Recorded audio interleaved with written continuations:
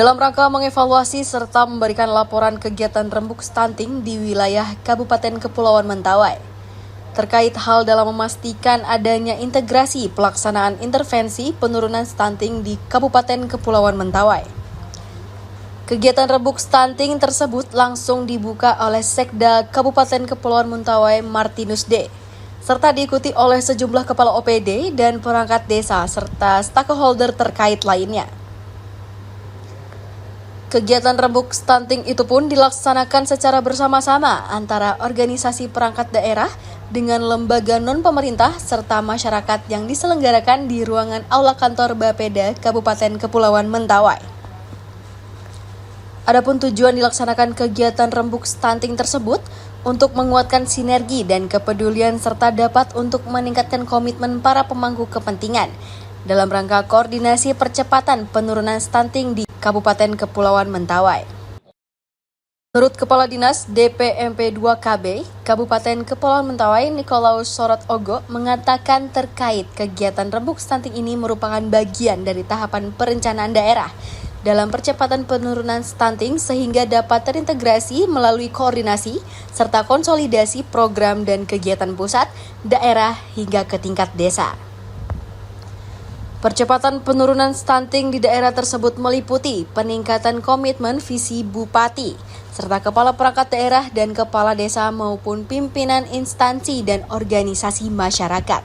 Dalam rembuk ini dan rapat koordinasi ini kita membicarakan secara umum bagaimana penanganan stunting di Kabupaten Kepulauan Mentawai, tentu saja sampailah ke desa-desa itu.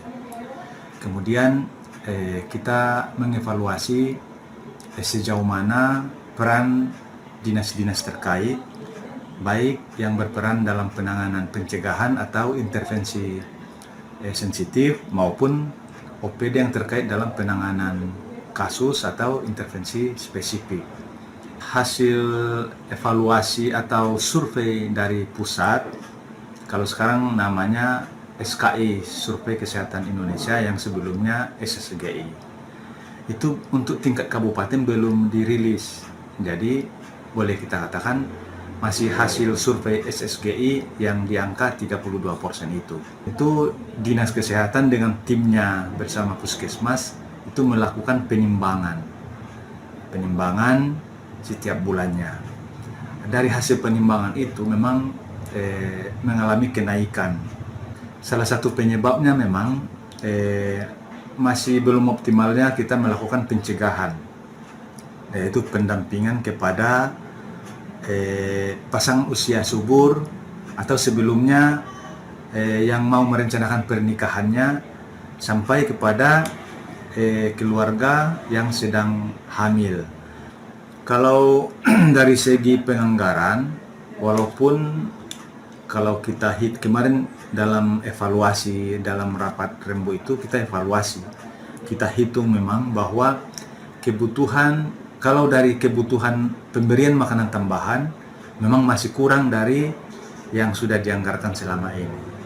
Bisa juga tidak karena anggaran, karena ternyata anggaran yang sudah ada ini belum optimal juga penyalurannya tepat sasaran, karena memang ada kendala juga di lapangan bahwa pemberian makanan tambahan yang didistribusi seringkali kurang tepat sasaran. Artinya harusnya si balita yang menerima, memakannya, mengkonsumsinya, tapi oleh karena kendala teknis di lapangan mungkin lambat atau bahkan tidak mau dia. Artinya karena kendala administrasi proses pencairan, akhirnya ada keterlambatan sehingga tidak optimal lagi. Harusnya PMT itu atau pemberian makanan tambahan itu dari minimal Februari sampai 6 bulan.